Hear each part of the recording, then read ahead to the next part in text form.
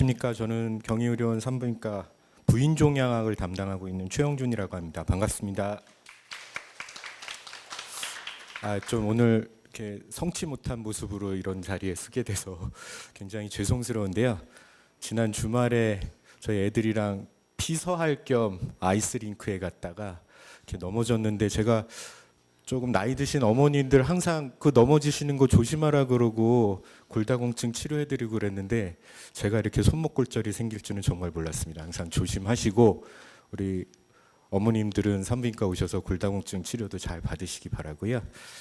제가 오늘 말씀드릴 부분은 산부인과, 부인과 영역에 관련된 질환들, 그 중에서도 종양, 그 중에서도 좀 암에 대해서 좀 설명을 드리려고 하고 있습니다.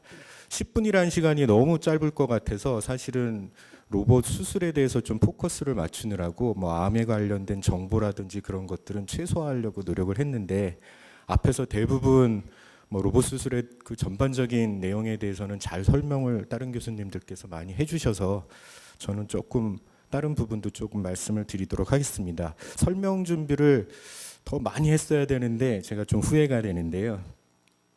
일단 부인 생식기 계통의 기관에는 자궁이 있고 난소가 있는데요.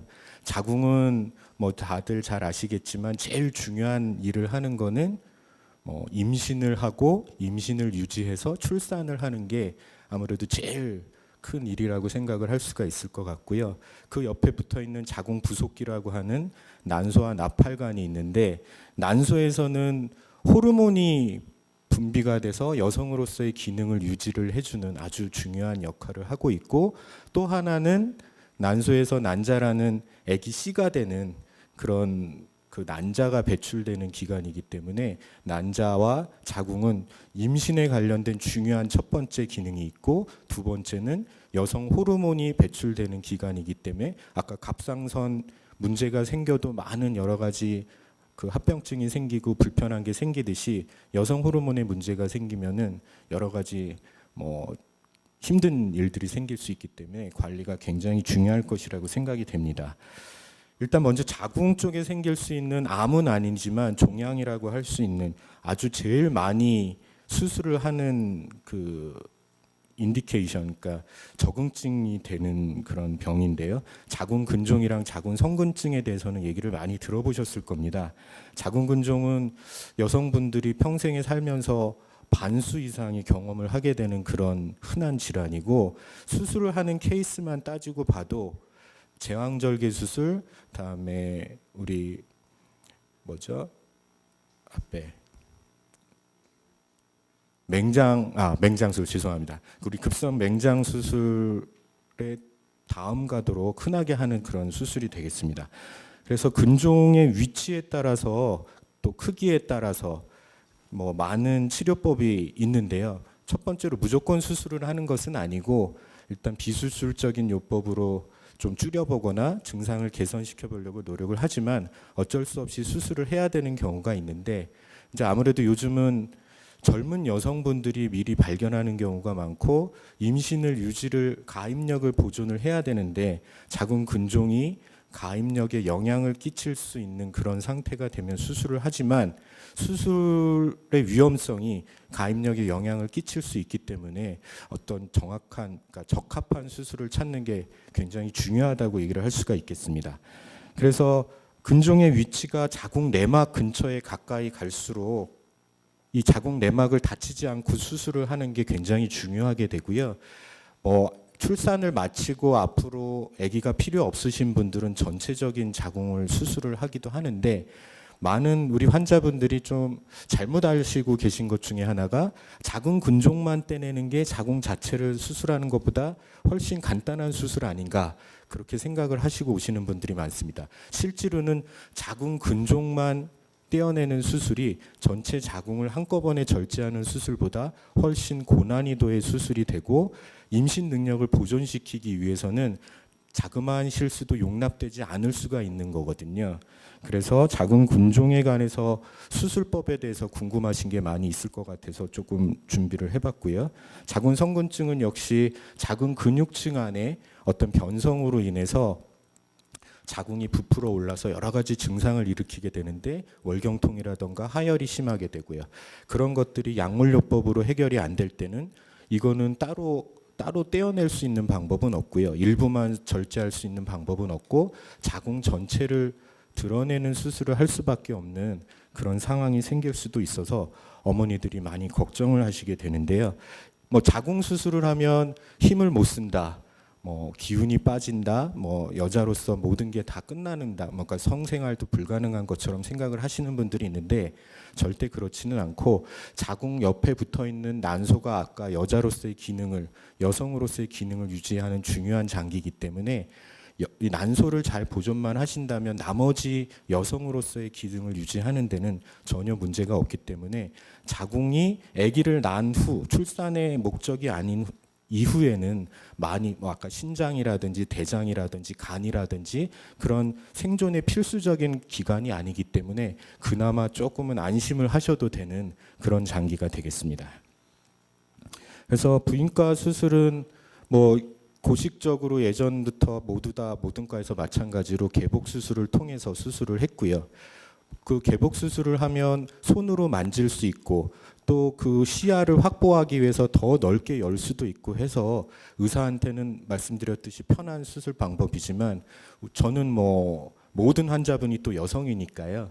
이런 미용적인 부분이라든지 또 여러 가지 뭐 최소 침습의 이점 그다음에 뭐 개복 수술의 단점으로 인해서 요즘은 개복 수술을 해서 수술하는 경우는 거의 없고요.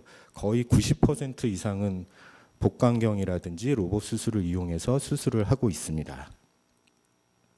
그래서 수술 그 크기를 보시면은 일반적인 수술은 다 이렇게 가로로 그 절개를 넣어서 팬티라인 안에다가 숨겨드릴 수 있게 최대한 노력을 해드리고 있고요. 어쩔 수 없이 복부에 중앙절개를 해야 되는 경우도 있는데 암 환자 같은 경우는 배꼽 이상으로 더 절개가 들어가서 그 가슴 부분까지도 암 그 절개선이 들어가야 되는 경우도 있습니다.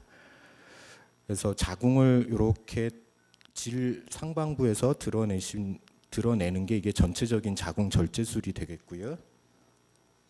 그다음에 질식 자궁 적출술이라 그래서 배에 흉터를 내지 않고 자궁을 드러내는 수술도 예전에는 많이 했었는데 복강경이 생기고 난 이후에는 거의 시행이 되고 있지 않습니다. 왜 그러냐 하면 복강경은 배 안의 상태를 확인을 하고 유착이라든지 다른 문제점까지 동반된 질환을 확인해서 치료를 해드릴 수가 있는데 질식 자궁 적출술은 단순히 자궁만 드러내는 목적이기 때문에 유착이라든지 다른 병변을 확인할 수가 없어서 완전한 치료가 될 수 있지 않을 가능성이 있기 때문에 요즘은 많이 사용하고 있지는 않고요.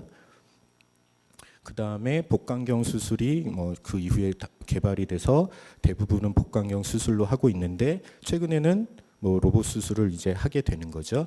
그래서 자궁 근종이 이렇게 많이 여러 개가 있는 분들을 자궁을 살려서 수술을 해드리려면 어찌됐건 절개를 해서 자궁 안에 있는 자궁 근종을 꺼내야 되는 거고 또 그러니까 내막이 다치지 않게 주변 장기가 다치지 않게 잘 꺼내야 되는 것도 중요하지만 역시 또 잘 봉합을 해야 됩니다. 확실하게 봉합을 하지 않으면 추후에 임신이 됐을 때 임신이 되기 전에 자궁과 임신이 된 후의 자궁은 크기가 1000배 이상 차이가 난다고 돼 있기 때문에요. 이게 풍선처럼 얇아질 수가 있어서 봉합한 부위가 파열되거나 터지는 합병증이 생길 수 있기 때문에 이 섬세한 정교하고 섬세한 봉합이 중요하다고 할 수 있겠습니다. 복강경을 통해서도 똑같은 방법의 시술을 하게 되는데 복강경의 단점이 조금 전에 말씀드렸듯이 여러 가지가 있는 거죠. 그래서 지금 뭐 제가 좀 직접 설명을 드릴 수가 있을 것 같은데 복강경을 통해서 수술을 하는 거는 굳은 제 기부스를 한 팔 가지고 수술한 거랑 비슷하다고 생각하시면 될 것 같아요.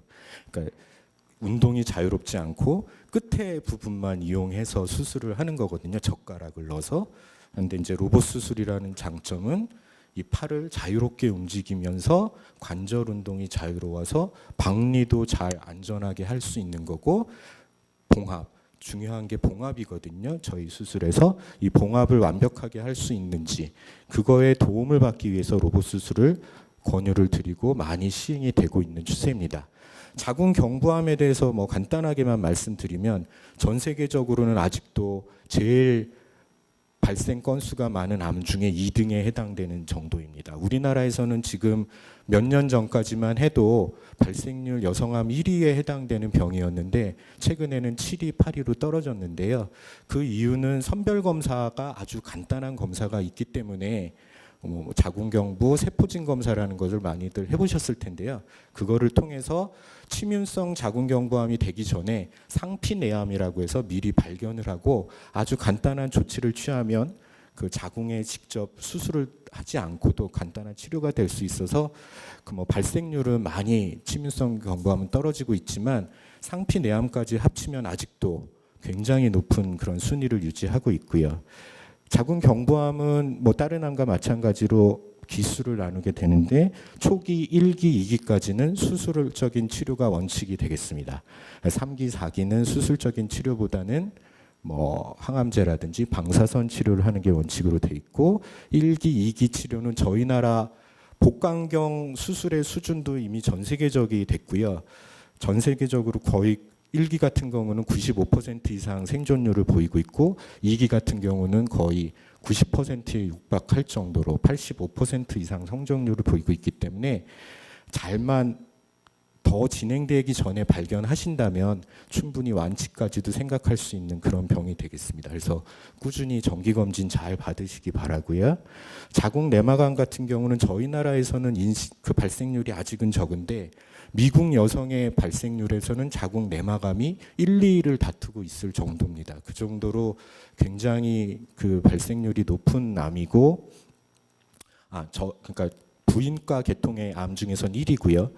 그 자궁 내막 안에 국한돼 있는 것뿐만 아니라 자궁 근육층에서 생긴 암도 다 포함을 보통 해서 얘기를 하고 있는데 이 자궁 내막암 같은 경우도 대부분 1기, 2기에는 자궁 경부암만큼 치료 성적이 좋기 때문에 잘만 발견하시고 정기검진 하시면은 암이 발생됐다 하더라도 잘 치료를 하실 수 있는 그런 상태고요.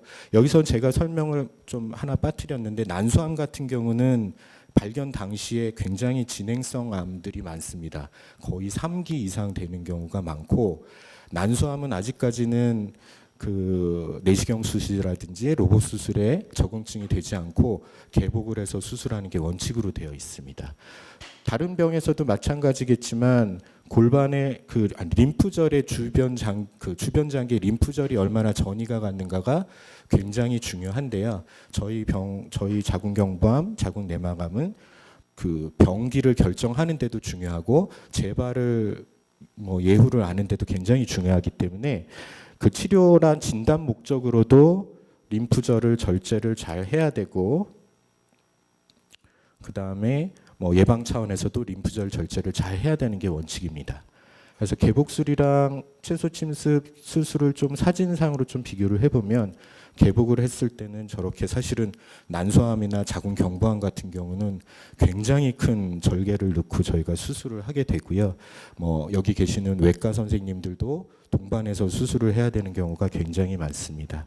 그런데 이렇게 복강경을 이용해서 초기 암은 수술을 할 수가 있게 되어 있고 당연히 좀 계속 말씀드리는 거지만 수술 상처의 미용적인 부분뿐만 아니라 회복이라든지 감염 그런 것들, 수술 시간 이런 것들에 장점이 당연히 있는 것으로 되어 있고요. 그래서 최대 10배 정도 이상 시야가 확보되는 거랑 제일 중요한 게 관절 운동이 잘 되는 거. 이런 여러 가지 또 수술자가의 피로도가 하루에 몇 개씩 수술을 하다 보면 서서 복강경 수술하고 개복 수술하다 보면 굉장히 피곤하게 되는데 로봇 수술은 환자 측의 이득뿐만 아니라 수술자 본인에게도 피로도를 감소시켜서 그게 결국은 환자에게도 이득이 될 수 있다는 거죠. 그다음에 여러 가지 환자 면에 있어서 좀 전에 말씀드렸던 그런 장점들이 있고요. 단점은 준비 시간이 조금 긴 거 아까 계속 말씀은 못 드렸는데 응급한 수술은 좀 어려운 부분이 있다는 거랑 제일 촉진에 의해서 수술을 하는 게 중요하기도 한데 그런 부분은 조금 미약한 부분이 있을 수는 있습니다. 뭐 비용적인 문제는 아까 말씀드렸고요. 하지만 비용적인 부분은 제가 처음에 레지던트 2000년도 초반에 이제 수련을 받을 때 그때 개복 수술을 다 하다가 처음으로 복강경 수술이 개발이 됐는데 학회 같은 데 가면은 그 많은 교수님들이 복강경 수술하시는 교수님들을 뭐 이렇게 질문도 많이 하고 부정적인 의견을 많이 제출하셨던 그런 기억이 많이 납니다. 가격도 비싸고 완벽하게 암을 절제해낼 수 있는 걸 보장할 수 있는가, 그런 것들에 대해서 회의적인 부분들이 많이 있었는데 지금은 복강경이 너무나 스탠다드, 너무나 우리 합당한 이제 그런 수술 방법이 됐듯이 로봇 수술도 비용적인 부분은 뭐 애니악이라는 컴퓨터가 처음에 30톤이나 되는 무게와 뭐 비싼 가격, 그다음에 75년도에 퍼스널 컴퓨터가 처음 등장했는데 이때 가격이 $20,000가 됐다고 합니다. 그리고 그 저장 능력은 64KB 뭐 이 정도밖에 안 됐지만 지금은 훨씬 더 저렴한 가격에 훨씬 더 고성능의 이런 기구가 개발이 됐듯이 로봇 수술도 점점 더 개발이 될 거라고 보여지고 있고요. 현황에 대해서 간단하게 말씀드리면 전 세계적으로 점점 더 로봇 수술이 증가되고 있는 그런 양상을 보이고 있고, 전 세계적으로는 산부인과, 요 파란색이 산부인과 영역인데요. 산부인과 영역은 처음부터 산부인과 영역에서 제일 많이 시행을 하던 분야였는데 저희 나라에서는 산부인과 영역이 최근에 들어서 훨씬 더 급격하게 늘어나고 있는 그런 양상을 보이고 있고요. 그래서 2012년도 5년 전에 비하면 거의 5배 정도 그 로봇 수술이 늘어나 있는 것을 볼 수가 있습니다. 전 세계적으로는 한 2배 정도 늘었는데 산부인과 영역은 한 5배 정도 늘어가고 있고, 그다음에 로봇 수술을 이용한 그런 수술을 적응증도 계속해서 늘어가고 있는 그런 추세입니다. 조금 전에 말씀드렸듯이 자궁 근종만 절제하는 수술이 그 산부인과 영역에서는 오히려 고난이도 수술이 되고 그 정밀한 수술법을 요하기 때문에 점점 더 그 시행하는 개수가 많이 늘어가고 있고요. 그 다음에 암 환자들도 산부인과 영역에서 굉장히 많이 급속도로 늘어가고 있는 것을 확인할 수가 있습니다. 그 다음에 뭐 논문을 몇 개 통해서 그동안 한 24개 정도 로봇 수술이 정말로 유용한가에 대한 논문을 정리를 좀 해보면 암 환자에서도 로봇 수술이 개복술에 비해서는 거의 대부분 우수한 성적을 보이고 있고, 암 치료 성적뿐만 아니라 그 여러 가지 합병증이라든지 출혈량, 입원 기간 이런 것들에 도움을 주고 있고요. 복강경 수술에 비해서도 우수한 부분이 많이 확인이 되고 있는 것을 볼 수가 있습니다. 또 우리 자궁 절제술이라든지 자궁 근종 절제술 같은 경우에도 개복 수술에 비해서는 당연히 우수한 성적을 많이 보이고 있고요. 그다음에 복강경 수술에 비해서도 여러 가지 면에서 근거를 마련할 수 있는 그런 데이터들이 나오고 있기 때문에 앞으로 점점 더 우리 산부인과 영역에서는 로봇 수술을 더 확대하고 많은 분들이 시술을 받을 수 있을 것이라고 그렇게 생각을 하고 있습니다. 네, 제가 준비한 건 여기까지입니다. 감사합니다. 네, 감사합니다. 이것으로 1부 강의는 모두 마치겠습니다.